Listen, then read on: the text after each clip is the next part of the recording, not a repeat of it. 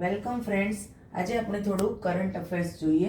તો ઇન્ડિયા માટે એક નવો રેન્ક બહાર પડ્યો છે, ઇન્ડિયા હેરિટેજ.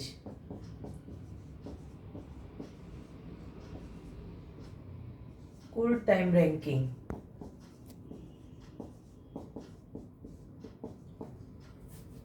તો વાત કરીએ તો 1983 માં તાજમહેલને વર્લ્ડ હેરિટેજ સાઇટમાં લેવામાં આવી. તાજમહેલની સૌથી વધારે એટલે કે આ જગ્યાને કેમ ફર્સ્ટ રેન્ક આપવામાં આવ્યો, તો ભારતીય અને સાથે વિદેશી મુસાફરો જેણે સૌથી વધારે આગ્રાના તાજમહેલની મુલાકાત લીધી છે અને એમાં સૌથી વધુ ટિકિટ બારી પર સૌથી વધુ ટિકિટનું વેચાણ આગ્રાના તાજમહેલનું થયું છે, માટે એને ફર્સ્ટ રેન્ક આપવામાં આવ્યો છે. અને જો સેકન્ડ રેન્કની વાત કરીએ તો અગેન 1983માં આગ્રાનો કિલ્લો અને આ છે આગ્રાનો તાજમહેલ.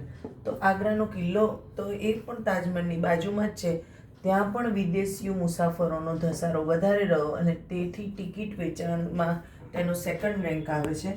એ જ રીતે જો આપણે વાત કરીએ તો 1983માં અગેન આપણે જાણીએ છીએ અજંતા ઇલોરાની ગુફાઓ.